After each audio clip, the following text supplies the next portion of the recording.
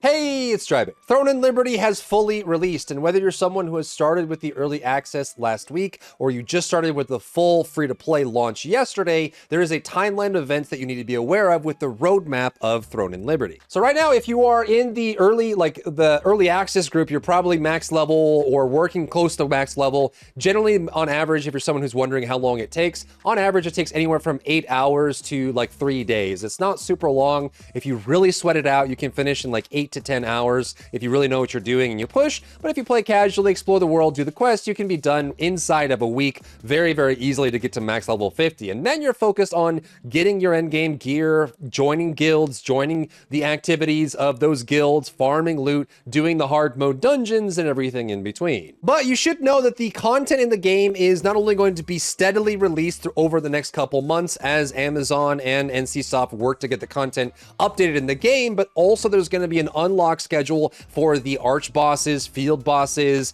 guild versus guild events, and they are a little bit different depending on which server you're actually on. Now, I'll leave a link down in the description for their overall, like the press release from Amazon Games on their approach for how they're going to look at Throne and Liberty. And remember that obviously Amazon Games had launched their own MMO title with New World. They had worked on the publishing rights and the collaboration with Smilegate, releasing Lost Ark to Western players, and they're doing the same with Throne and Liberty. And they've learned a lot from Lost Ark, and you can totally see that in their methodology for launching Throne and Liberty. But basically what they want to do is they want to have a major content level update, like a tentpole update every 3 to 4 months. Then they want basically content to be coming out every week or every other week to be just trickling through and unlocking things, and then focus on seasonal holiday content that they can release throughout the month based on what's going on in the world to help make the game feel fresh as you play it every single day or every single week. Also keep in mind, as was true with Lost Ark, there is more content in the Korean version of the game than there is currently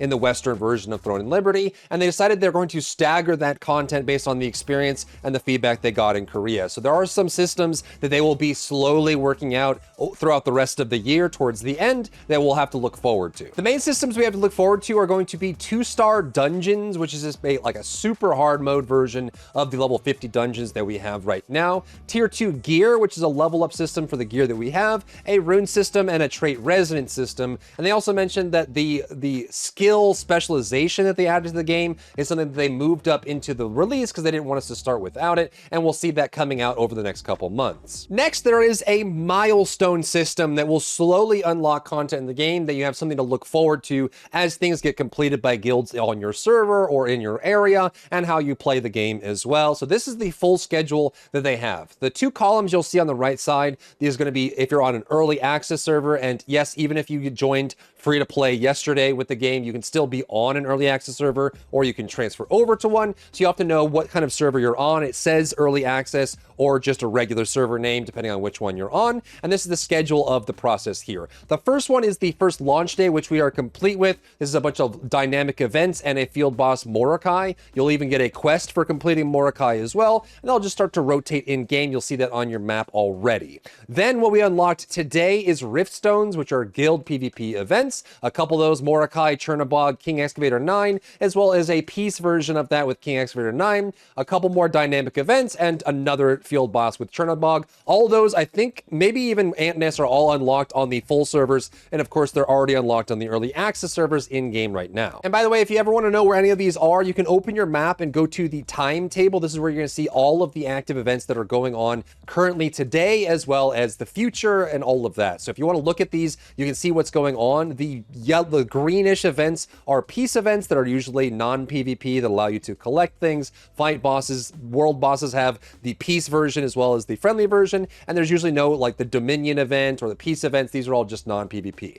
The ones that are PvP, you will see, will be red or have the sword icon on them. If they are red but they have a blue bird, like a Twitter bird on it, that means that it is a peace version, a non-PvP version of that PvP event. But these are all going on all the time. You can see the schedule in game, so check the hourly. You can see it next to your map as well, and you can scroll through these and make sure that you're on time for these. You're not only going to get quests to complete these dynamic events and world events, but you're also going to get a bunch of loot from them as well. So you want to be on track, want to be on target, completing these regularly. Then starting tomorrow on the live servers, like the free-to-play launch servers, but already alive now on the full the early access servers is Boonstones. This is another guild versus guild PvP event. They're going to be all over the map, and they have all kinds of interactions, and this is going to be encouraging more of the guild versus guild end game that we see right now. They just wanted to unlock it slowly so that people can level up, get through the world, and start exploring. So it's all unlocked tomorrow on the full release servers, but already available on early access servers. Following that, more field bosses will be unlocked. We'll get Malachar, Talus, Cornelius in the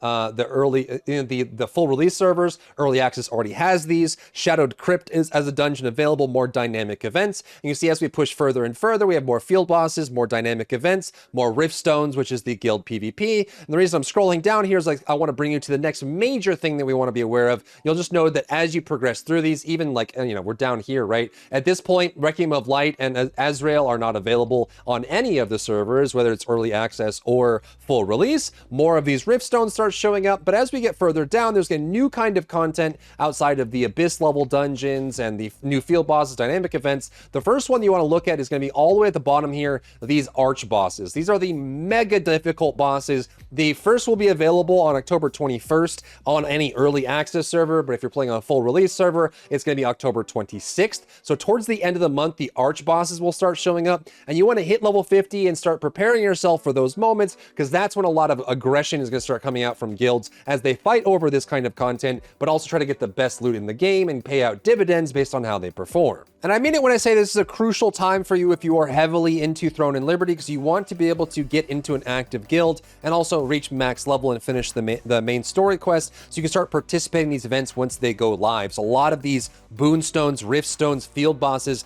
will not only have very cool PvP interactions and PvE interactions, you'll earn the right to clear these bosses and clear them as a guild, but you also get tons of great rewards that help you move towards your final end game build and make yourself stronger and stronger. And going along with seasonal events, they have mentioned that there will be a Halloween special event towards the end of October that focuses on trick-or-treating, having some spooky spooks going on all over the world, and kind of, you know, enriching the environment and celebrating Halloween globally. And it's also going to be an event that will be a simul release, which means that it'll go live everywhere the game is available all at once. So it's not like there's been an October event for Throne and Liberty in Korea. Everyone's going to get a Halloween event all at the same time. Then going into November and December is when the major content updates are going to come in. They're focusing this month of October in people getting used to the game, getting their boots on the ground, leveling up, exploring everything. Then November is going to be all about endgame group activities, guild versus guild, major encounters. They're going to add in 2 new systems: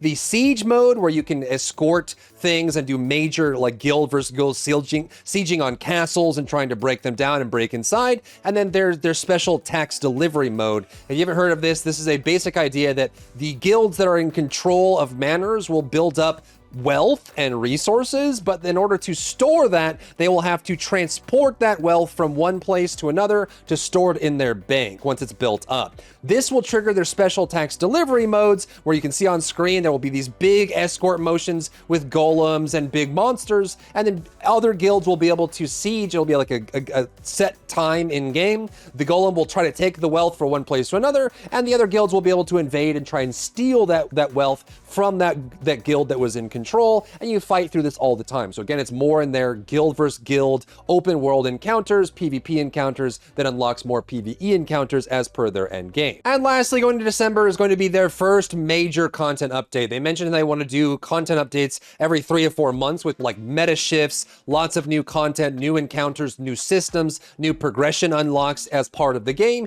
and that will be our first one in December. So they'll likely be adding in the 2-star dungeons as well as tier 2 gear and possibly another system as they trickle that into the game. So you'll unlock new ways to make your characters stronger, gain new power, and have new difficult options both in PvP and PvE for the end game to look forward to. So I just wanted to quickly cover this, get this all set up for you guys so you know what's coming into the game, and also just know that the game is alive. They're trying to make sure that it feels fresh and new every single day, and there is a content schedule for things that unlock, and a lot of those are coming towards the end of the month. So if you are into the game and you're enjoying it a lot, go ahead and jump in and start feeling like there is a reason why you're leveling and progressing, not just to get to endgame, but also to participate in all the things going on. If you found value in today's video, leave a like down below, leave a comment for the algorithm to help this video get seen by more people, and don't forget to check out my other channels for other content and other stuff and other things.